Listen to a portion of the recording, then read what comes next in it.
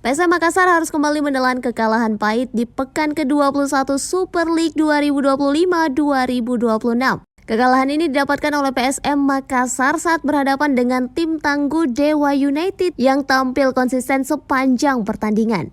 Laga yang berlangsung di Stadion Gelora B.J. Habibie Sabtu 14 Februari berakhir dengan skor telak 0-2 untuk kemenangan Dewa United yang membuat posisi PSM semakin terjepit di papan tengah klasemen.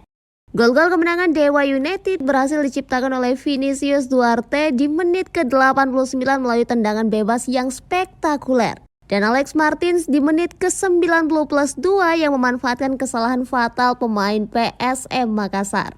Kedua gol tersebut lahir di akhir pertandingan ketika PSM sudah kelelahan bermain dengan 10 pemain. PSM Makassar yang berstatus sebagai tim tuan rumah di pertandingan ini harus bermain dengan 10 pemain usai Victor Luis mendapatkan kartu merah langsung di menit ke-76. Pengusiran bek tengah andalan ini karena dianggap melakukan pelanggaran keras terhadap pemain Dewa United membuat situasi semakin sulit bagi Cuku Eja yang sudah kesulitan menembus pertahanan tim tamu.